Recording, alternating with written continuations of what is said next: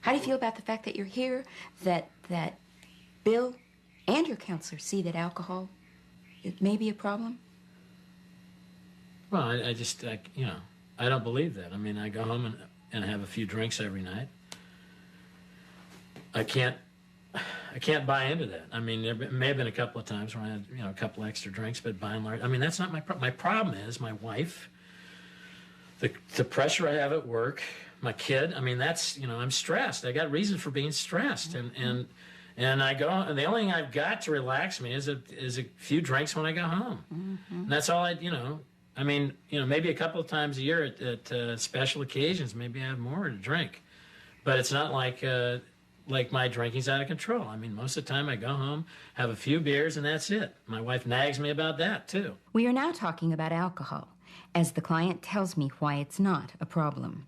I listen carefully to his logic, which helps me understand the structure of his defenses, particularly denial and rationalization. The alcoholic becomes locked into a distorted system of alcoholic thinking.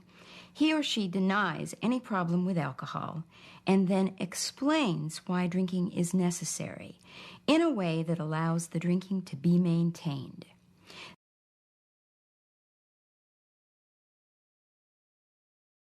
Thanks for seeing me on short notice, but I had to see you.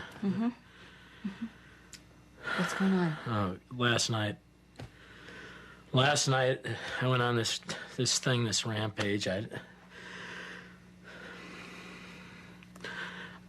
Since we've had these sessions, it's been real easy for me to cut back on drinking. I cut back, and it's been fine. And then last night, I started drinking. I don't know, something set me off the office. I think Bill said, you know, went back to the old stuff again.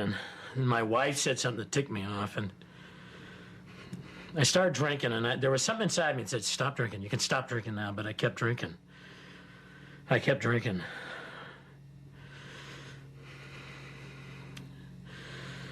And I started yelling, and I started screaming, and my daughter Annie came into the room, and she was watching television. I told her to turn off the goddamn television set, and she wouldn't turn off the television set. And I said, turn off the set, and she turned around, and I said, give me the remote control, and she threw it at me. And I started yelling and screaming at her, and I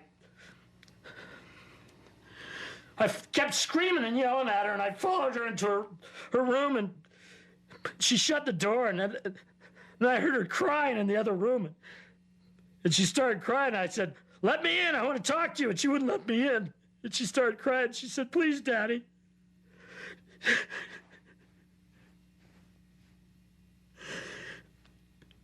She said, please, Daddy, don't yell at me anymore.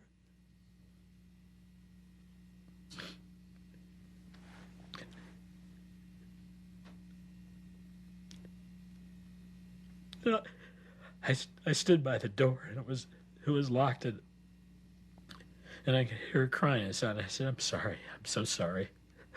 I'm so sorry. I didn't mean to do this.